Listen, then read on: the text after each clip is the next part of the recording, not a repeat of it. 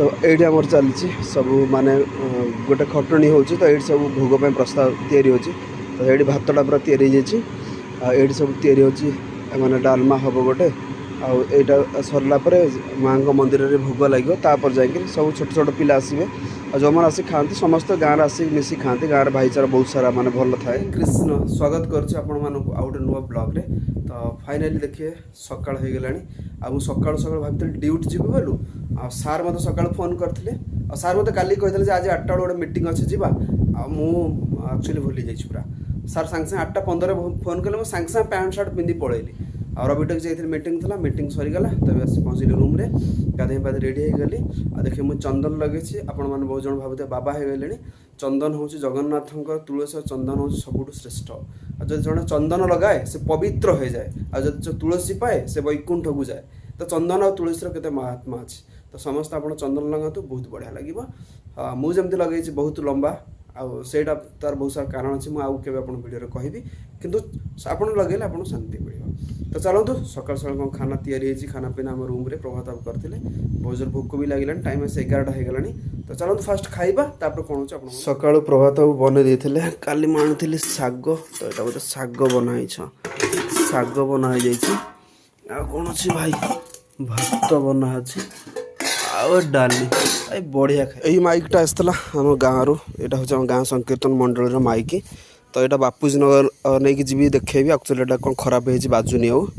तो कौन खराब होता मुझे नहीं जाइए मिस्त्री नथिले तो आज नहीं देखे पठेदार अच्छे गाँव को एवं आसी पहुँचीगली दुकान में तो ये आम खोला खोली चलती सब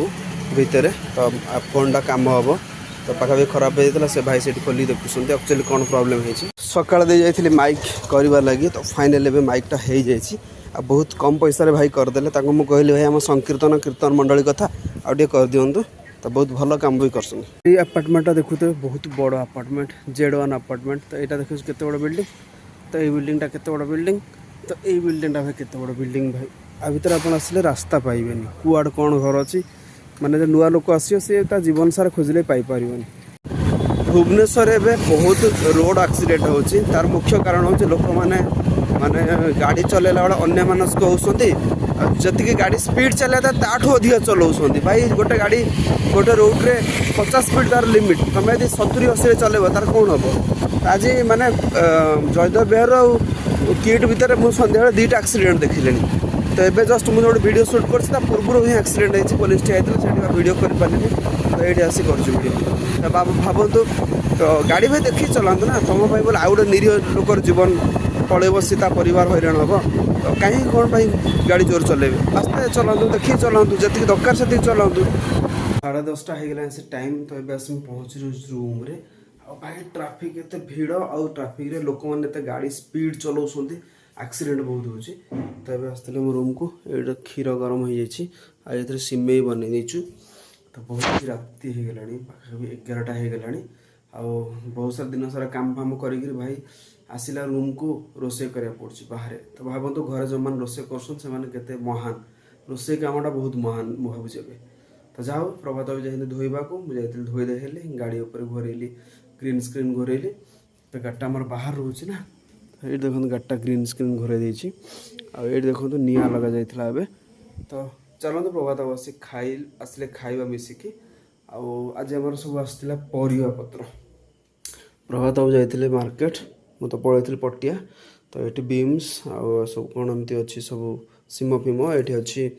आमर धनिया पत्र ये सब सब्जी आसला मार्केट सब ये रहा कखारू आ रहा ये बैगण तो एमती सब आम आज मार्केट सब परिवापत्र आसला मार्केट बिल्डिंग जाइलु तो चलते भाई फास्ट खाइबा। भुवनेश्वर रे काम कला भितर मु बहुत जगह एक्चुअली जाइए बहुत लोकेशन को जाइए एमती कौन जगह ना भुवनेश्वर देखा भी है प्राय बहुत कम जगह थी मुझे देखी नी आज मुझे फास्ट टाइम पे गोटे अलग जगह आसी भाई जो मत फिल हो सतरे केते शांति लगुच बहुत शांति लगुच तो आप देखिपे सामने रहा यहाँ जंगल आपण मैंने शुणी पारे जंगल भितर चढ़ई मानकर किचिरी मिचिरी शब्द केमती ये भुवनेश्वर टिके आगु हेले भी आठी विश्वास करूँ पूरा गाँव फिल लगुच पूरा मत लगुच सतरे जमी आम गाँ माने हे भाया पूरा गाँव प्रकृति गाँव परिवेश जमती फिल लगे पहाड़ झरणा शांति से भाया ही फिल हो भाई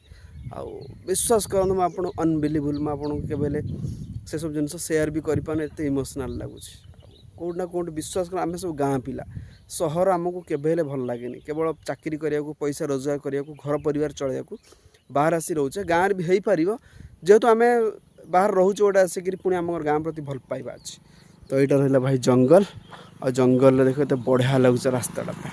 आ देख पारे मो गाड़ी ये थुआ जाइए सब आप देखिए यहाँ तो स्पेशल पूरा जंगल अच्छी ये जगह पूरा जंगल अच्छी पूरा आ जंगल मजाटा के बढ़िया सका खतरनाक वर्षा होता तो ये देखिए आकाश रे सूर्य देवता आसी ना एमती पूरा माने बादल फादल सब एमती पूरा अच्छे आकाश रे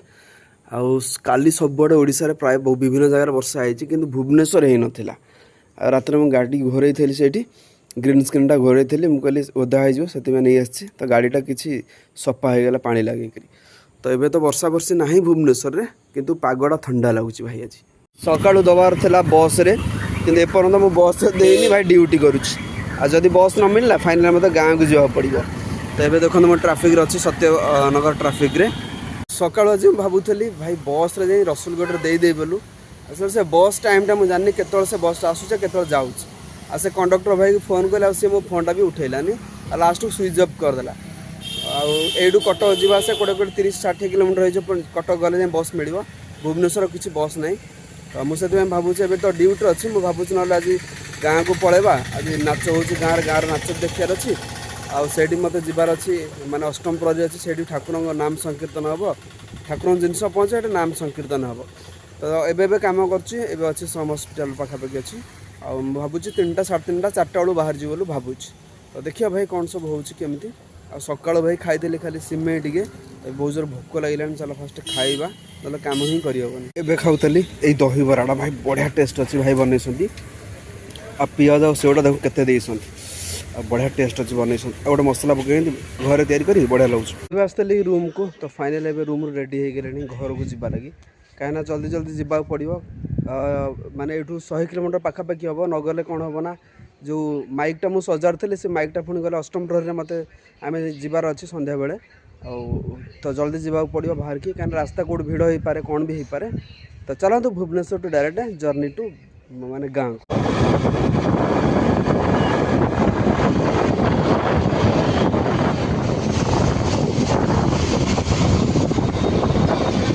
रास्तार देखाले प्रभु हनुमान भक्त श्रेष्ठ हनुमान तो हनुमान केते बड़ा मूर्ति देखी पारे बहुत बड़ा मूर्ति अच्छी आते सुंदर लगुच आ मेन रोड रो साइड रे प्रभु अच्छा समस्त अनेक कहार किसी असुविधा हेनी तो भगवान दायित्व देते भगवान रामचंद्र हनुमान को दायित्व देते संसार भुवनेश्वर प्राय 50 किलोमीटर मुझे पलि आसले माने मुझे नष्ट बस कौटी रही पाखे एत जोर शोष लगुला मुझे भाविली कौटे पानी पीवा आठ मेडिसिन दुकान देखिए गोटे ओआरएस पीवा 8-10 टा स्टपेज रखिली कि ओआरएस आ पाइली तो फाइनाल गोटे जगह ओआरएस पाइली बहुत जोर भाई शोष लगुला मुझे पानी पीदबा बोली ओआरएस पीदेटा देहपाई बहुत भल तो चलो ओआरएस पीवा आठ आम घरटा रहा के पाखापाखि 40 किलोमीटर 45 किलोमीटर पाखापाखि रहा तो ये सूर्य अस्त हाँ जाऊँगी तो देखिए सूर्य अस्त होती तो मत लगे पाखापाखि 1.5 घंटा घंटे पर तो जहाँ भी लगे निश्चिंत तो ये मुझे NH हाईवे पर ठिया ये मुझे भाविली थोड़ा माने टिके ओआरएस पीवा पीक गाँव को माने ठंडा पीवा ओआरएस पीवा सबुठ भल ओआरएस पीले देह भल रहा पेट भल रहा शरीर पे बहुत आप ओआरएस दरकार आटा माने आप देह पे बहुत भल आ ठंडा पीले से कौन बहुत सारा आपन को तार साइड इफेक्ट किसी ना किसी थाए तो सब जिन जहाँ भी आप कर जिन भल जिन पिंतु निज शरीर पर आ चूज करूँ जोटा मो देहपाई भल आ कौन मो खराब दुकान नहीं आसिले चिप्स रिंग अच्छी कुरकुरी अच्छे ये गोटे पैकेट 4टा पैकेट अच्छी आम ये दीदी जन रोती फोन करी से कहले यहाँ नहीं आस फाइनाली गला बेले घर पर जीव आपेल आउ छोट छोट कोड़ी यहाँ मो बोर बहुत पसंद तो चलतु बहुत दिन पर